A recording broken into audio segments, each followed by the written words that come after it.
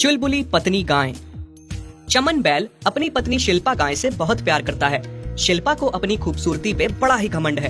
वो हमेशा इसी बात का फायदा उठा के चमन से काम निकलवा लेती है। शिल्पा, जब से तुम मेरी जिंदगी में आई हो, मेरी जिंदगी खुशियों से भर गई है। इतनी खुशी मैंने आज तक कभी महसूस नहीं की। शिल्पा का स्वभाव बड़ा ही अजीब था। वो चमन के साथ हमेशा अकेला रहना चाहती थी। वो नहीं चाहती थी कि उसका प्यार बांटा जाए या चमन उसके अलावा किसी और से प्यार करे, किसी को देख भर ले। अच्छा, अगर इतनी ही अच्छी लगती हूँ मैं तुम्हें, इतना ही खुशियों से भर दिया है मैंने तुम्हारा जीवन, तो इस हिसाब से मैं जैसा कहूँ तुम्हें वैसा ही करना चाहिए। हाँ शिल्पा, बिल्कुल जैसा तुम कहोगी वैसा ही होगा। बोलो, क्या कहना चाहती हो तुम? देखो चमन, मैं तुमसे तभी शादी करूंगी जब तुम अपने माँ बाप को घर से निकालोगे। मैं नहीं चाहती शादी के बाद कोई भी हमारे बीच आए या तुम मेरे अलावा किसी और की देख रेख करो। पर तुम ये क्या कह रही हो? वो दोनों कहाँ जाएंगे? और वैसे भी ये घर उन्हीं का है, मेरे बाबा ने बनाया है। बाप का घर बेटे और बहू का ही होता है, तो ये घर भी तुम्हारा और मेरा है ना। और अगर तुमने उन्हें नहीं निकाला तो मैं तुमसे शादी नहीं करूंगी, बस कह देती हूँ। नहीं नहीं, ऐसा ना कहो। मैं तुम्हारे बिना नहीं जी पाऊंगा। जैसा तुम कहोगी वैसा ही होगा। बेटा, हम कहाँ जाएंगे इस उम्र में? आखिर क्यों हमें घर से निकाल रहे हो? क्या बहू को हमारा साथ रहना पसंद नहीं है? हाँ बाबा, उसे पसंद नहीं है कि हमारी शादी के बाद आप साथ रहें। बेटा, हम घर के किसी कोने में पड़े रहेंगे, पर हमें घर से ना निकालो। मैंने आपको घर में रख लिया तो वो मुझसे शादी नहीं करेगी। मैं उसके बिना नहीं जी सकता। और बेटा, हम तुम्हारे बिना कैसे जिएंगे? वो सब मैं नहीं जानता, बस इतना जानता हूँ कि शिल्पा के बिना मैं नहीं जी सकता। चमन शिल्पा के लिए बूढ़े बुजुर्ग माँ बाप को घर से निकाल देता है और कुछ ही दिनों में शिल्पा और चमन शादी कर लेते हैं। चमन, जाओ मेरे लिए वो महंगी वाली घास लेकर आओ जिसे अमीर अमीर गाय बैल खाते हैं। हाँ, लेकर आता हूँ, तुम चिंता न करो। तो जाओ ना, बहुत मन हो रहा है। पहले तो बिना मांगे ले आते थे, पर शादी के बाद तुमने एक बार भी मुझे वो घास नहीं खिलाई। चमन शिल्पा की फरमाइश पे उसके लिए महंगी घास लेने चला जाता है, पर चमन के पास पैसे ही नहीं होते कि वो पहले की तरह शिल्पा को महंगी घास खिलाए, क्योंकि पहले वो बाप की कमाई पे शिल्पा को खिलाता पिलाता था, उसकी हर फरमाइश को पूरा करता था। खुद तो उसने कभी काम नहीं किया था। शिल्पा को महंगी वाली घास खानी है, उसके लिए पैसे चाहिए। पहले तो माँ बाबा पैसे दे देते थे, पर अब मुझे खुद काम करना पड़ेगा। जल्द कोई काम देखना होगा, नहीं तो घर कैसे चलेगा। उफ चमन, तुमने इतना समय लगा दिया। कब से गए थे? मुझे कितनी भूख लगी थी। अब लाए हो घास या नहीं? हाँ लाया हूँ, लो खाओ। शिल्पा महंगी घास खुद ही खा लेती है, चमन को पूछती भी नहीं। चमन देखता ही रहता है। अब उसे माँ की याद आने लगी है कि कैसे उसकी माँ हर चीज पहले उसको खिलाती थी, फिर जो बचता था वो खुद खाती थी। लेकिन यहाँ उसकी पत्नी सब खुद खा लेती है और उसे पूछती तक नहीं। अब शिल्पा की डिमांड्स बढ़ती ही जा रही थी। वो चमन को कभी इस चीज के लिए तंग करती, कभी उस चीज के लिए तंग करती, पर चमन के पास कोई साधन नहीं था उसकी डिमांड्स पूरा करने के लिए। शिल्पा, मुझे कल से काम करने जाना पड़ेगा। काम करने? पर क्यों? शिल्पा, काम नहीं करूँगा तो खाएंगे कहाँ से? और जो तुम रोज मुझसे महंगी घास खाने की फरमाइश करती हो वो कहाँ से आएगी? अच्छा, तो अब तुम्हें मेरे से भी दिक्कत हो रही है। पहले तो तुम ऐसे ना थे, झट से मेरी हर खुशी को पूरा करते थे। अब शादी के बाद बदल गए हो तुम। अब तुम बदल गए हो, मुझे प्यार नहीं करते। ऐसी बात नहीं है शिल्पा, तुम गलत ना समझो।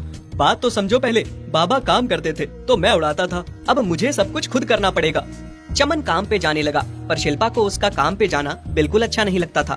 वो चाहती थी चमन उसी के पास रहे।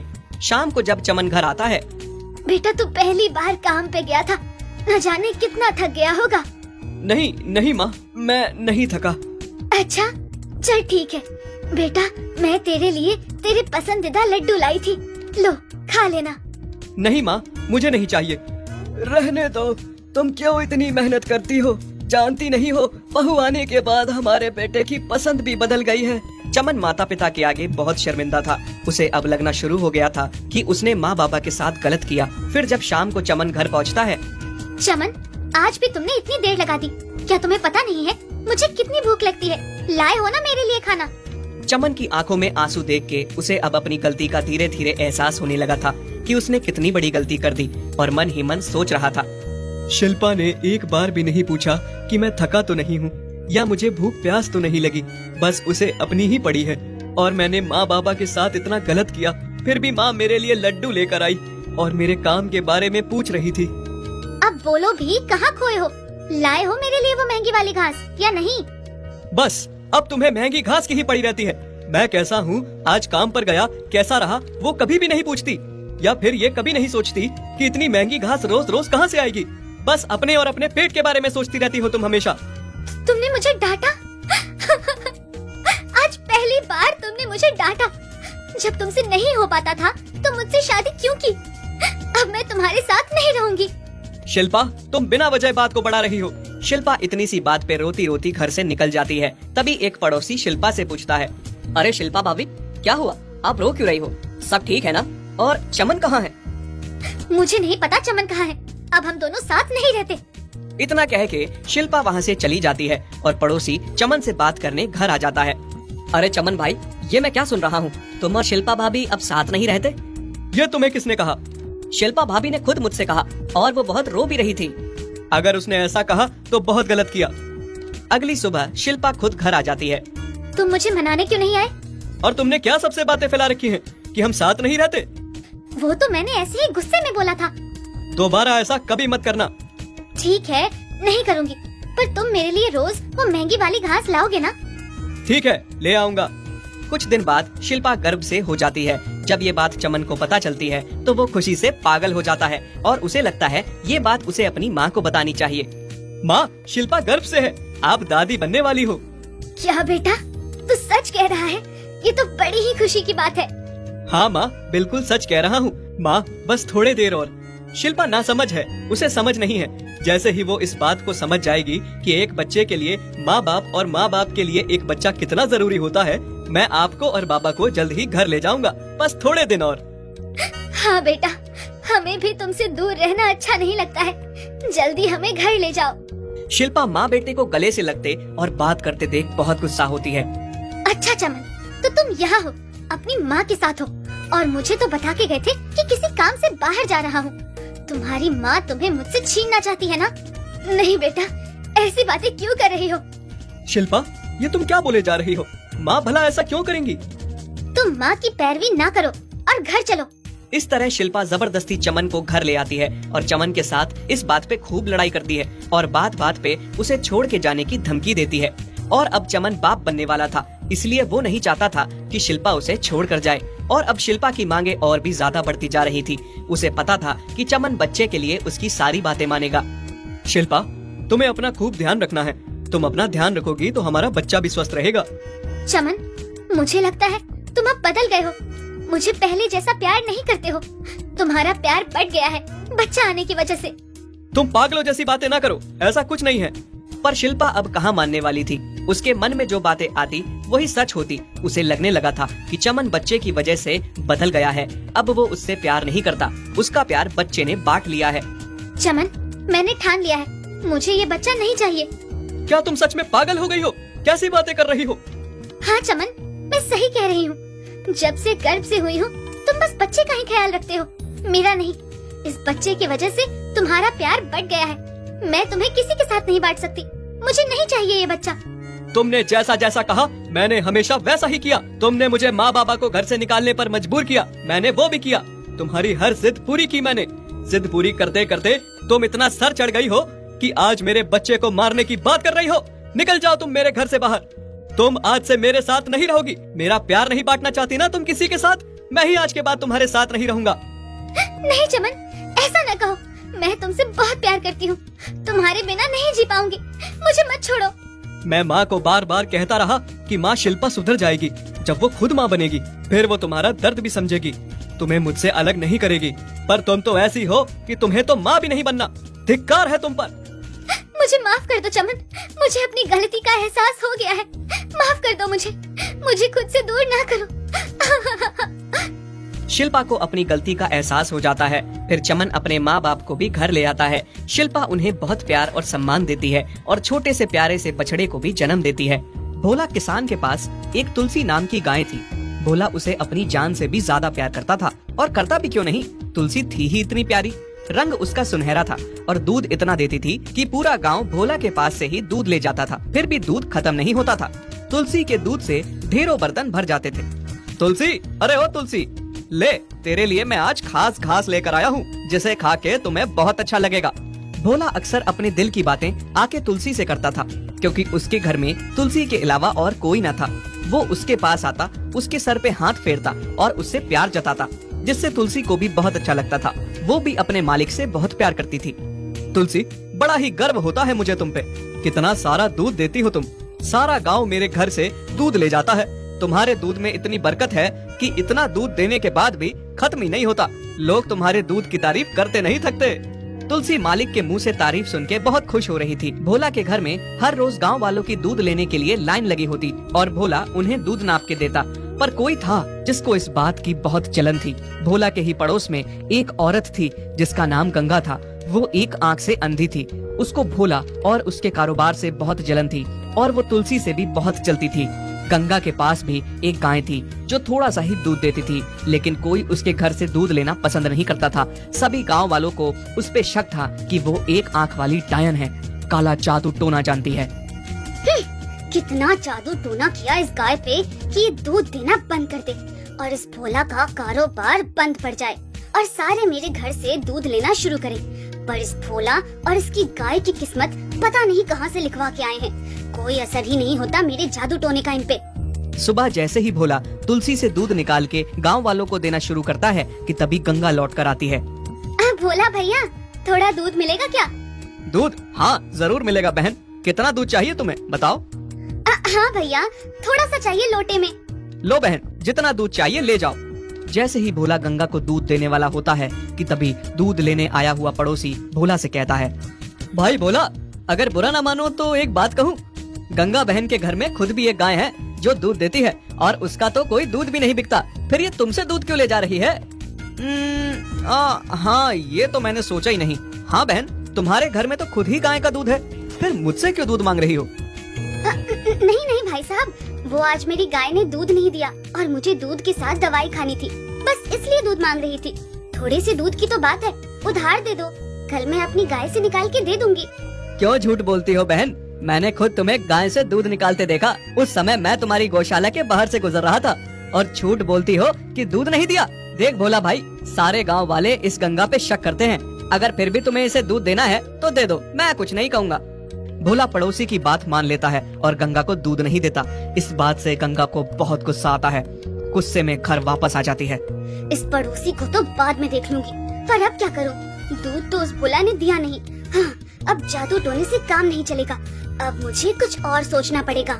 गंगा अब भोला के कारोबार को खत्म करने के लिए दूसरा तरीका सोच रही थी। बस अब रोज एक खुराक तुलसी को उसके चारे में देनी है, जिससे तुलसी को खूनी दस्त हो जाएंगे और धीरे धीरे करके ये दस्त इतने बढ़ जाएंगे कि तुलसी कमजोर हो जाएगी और दूध देना बंद कर देगी। फिर एक दिन ऐसा आएगा कि तुलसी कमजोरी से अपने पैरों पे भी खड़ी नहीं हो पाएगी और धीरे धीरे अपना दम तोड़ बैठेगी। सांप भी मर जाएगा और लाठी भी नहीं टूटेगी। फिर सभी मेरे पास मेरी गाय का दूध लेने आएंगे। पर ये काम मुझे रात को करना होगा, जब सभी सो जाएंगे, ताकि किसी को भी पता न चल सके। जैसे ही सब सो जाते हैं, रात को गंगा भोला की गौशाला में जाती है और तुलसी के चारे में खूनी दस्त वाली दवाई मिला देती है। तुलसी उस चारे को खा लेती है और सुबह तुलसी की तबीयत खराब हो जाती है, उसे दस्त आने लगते हैं। फिर जैसे ही भोला दूध निकालने आता है, तुलसी पहले के मुकाबले उस दिन कम दूध देती है। तुलसी, क्या बात है, आज तुमने कम दूध दिया, क्या हुआ? अरे ये क्या, तुम्हें तो दस्त हो गए हैं। तुलसी, तुम बीमार हो, ऐसा क्या खा लिया तुमने जिससे तुम्हारा पेट खराब हो गया? ये सिलसिला फिर रोज का चलने लगा। रोज रात को गंगा तुलसी के खाने में गलत दवाई मिला देती, जिससे तुलसी की तबीयत दिन ब दिन खराब होने लगी। उसके दस्त की बीमारी बढ़ती ही जा रही थी और फिर तुलसी को इतनी कमजोरी आ गई कि वो उठ भी नहीं पा रही थी और दूध देना बिल्कुल बंद कर देती है। इस बात की भोला को बहुत चिंता हो जाती है। तुलसी, ये अचानक से तुम्हारे साथ क्या हो गया है? पहले तो तुम्हें दस्त हो गए, वो ठीक होने का नाम ही नहीं ले रहे थे, और अब खून वाले दस्त। तुलसी, मैं जानता हूँ तुम भी बहुत तकलीफ में हो, पर मैं क्या करूँ, कैसे तुम्हारा इलाज कराऊं, कुछ समझ में नहीं आ रहा है। गांव वाले भोला से कहते हैं कि वो अपनी देसी दवाइयों से इलाज ना करे, इससे कुछ नहीं होने वाला। उसे तुलसी को किसी बड़े पशुओं के डॉक्टर को दिखाना चाहिए। हाँ, तुम लोग सही कह रहे हो, मैं पहले ही बहुत देर कर चुका हूँ। पहले ही किसी अच्छे पशु के डॉक्टर से तुलसी को दिखा चुका होता तो आज मेरी तुलसी इतनी तकलीफ में ना होती। मरने की कगार पे आ पहुँची है वो। भोला अभी गांव वालों से बात कर ही रहा था कि तभी गंगा वहाँ पहुँचती है और कहती है, सुनिए, मेरे घर में बहुत सारा दूध है, जिसको मेरे घर से दूध लगवाना है तो लगवा लो। भोला से 1 रुपए कम ही लूंगी, और वैसे भी मुझसे दूध लेने के अलावा कोई चारा नहीं है तुम लोगों के पास। थोड़े दिनों में भोला की गाय मर ही जाएगी। अरे अरे शुभ शुभ बोलो गंगा बहन, क्यों तुलसी के मरने की बक रही हो तुम भी हमारी तरह तुलसी के ठीक होने की दुआ करो। हाँ हाँ, दुआ तो मैं कर ही रही हूँ उसके लिए, पर अब क्या करें, उसका मरना तो लिखा ही है। जो उसके लक्षण लग रहे हैं, बहुत बीमार है बेचारी तुलसी। कितनी काली जुबान है तुम्हारी। हम लोग दूध के बिना ही रह जाएंगे, पर तुम्हारा दूध नहीं लेंगे। बस तुलसी के ठीक होने का इंतजार करेंगे। जब वो ठीक हो जाएगी उसी का दूध लेंगे हम। धन्यवाद तुम सबका मुझ पे और मेरी गाय पे इतना भरोसा करने के लिए। गंगा वहाँ से गुस्से से उल्टे पांव वापस लौट आती है। देखती हूँ कैसे तुम लोग मुझसे दूध नहीं लेते हो। बस 1 दिन की खुराक और देनी है तुलसी को, फिर वो मर जाएगी। भोला पशुओं के डॉक्टर के पास जाता है। डॉक्टर उसे कहते हैं कि जो घास वो गाय को दे रहा है उन्हें उसकी जांच करानी पड़ेगी। फिर जैसे ही डॉक्टर घास की जांच करते हैं तो वो भोला को बताते हैं, भोला, जो चारा तुम अपनी गाय को देते हो उसमें कोई तुम्हारी गाय को नुकसान पहुंचाने के लिए ऐसी दवाई मिला दे रहा है जिससे गाय को खूनी दस्त हो रहे हैं। और ये दवाई ऐसी है जो धीरे धीरे करके जानवर की जान ले लेती है। ये दवाई हर रोज उसे दी जाती है। मेरी तो यही समझ नहीं आ रहा कि तुम्हें पता कैसे नहीं चला। डॉक्टर साहब, ये आप क्या कह रहे हैं? मेरी तुलसी को मारने के लिए किसी ने ऐसा किया? हाँ, मैं सही कह रहा हूँ। और अगर एक बार फिर से ये दवाई तुम्हारी गाय को दी गई तो गाय मर जाएगी। नहीं नहीं डॉक्टर साहब, मैं ऐसा नहीं होने दूंगा। ये बात भोला आके गांव वालों को बताता है और गांव वाले मिलके तरकीब बनाते हैं उसे पकड़ने की, जो तुलसी को मारने की दवाई दे रहा था। फिर सारे गांव वाले रात को छुप के बैठ जाते हैं। जैसे ही आधी रात होती है कि तभी काणी गंगा दवाई लेकर गौशाला में घुस जाती है। बस एक बार और झेल ले तुलसी, आखिरी बार ये दवाई खा और सुबह तक तो इस दुनिया से चल बसेगी। जैसे ही गंगा चारे में दवाई डाल के तुलसी को खिलाने वाली होती है कि तभी गांव वाले आ जाते हैं और गंगा को रंगे हाथों पकड़ लेते हैं। छोड़ दो मुझे, छोड़ दो। गंगा, तूने मेरी तुलसी के साथ ऐसा किया? तू उसे दवाई देती रही कि आज उसे मरने पे मजबूर कर दिया। क्या बिगाड़ा है इस बेजुबान ने तुम्हारा? हाँ, बोलो। मुझे माफ कर दो। सारे लोग तुम्हारे घर से दूध लेते थे। तुम्हारा इतना अच्छा कारोबार चल रहा था। मेरे घर में भी दूध था, मेरी गाय भी दूध देती थी, पर कोई मुझसे दूध नहीं लेता था। बस मुझे सभी डायन डायन कहते थे, जबकि मेरा कोई जादू काम करता ही नहीं था। इसलिए मैंने ऐसा किया ताकि तुम्हारी गाय मर जाए और सभी मेरे घर से दूध ले। तुमने इतना गंदा तरीका अपनाया, इसकी तो तुम्हें सजा मिलनी ही चाहिए। तुमने एक बेजुबान के साथ गलत किया है। इससे पहले कि तुम्हें सारे गांव वाले मार मार के भगाएं, चली जाओ इस गांव को छोड़ के। काणी गंगा को गांव से बाहर निकाल दिया जाता है। तुलसी का अच्छे से इलाज चलता है और थोड़े दिन में वो भी पहले जैसी ठीक हो जाती है और फिर से दूध देने लगती है।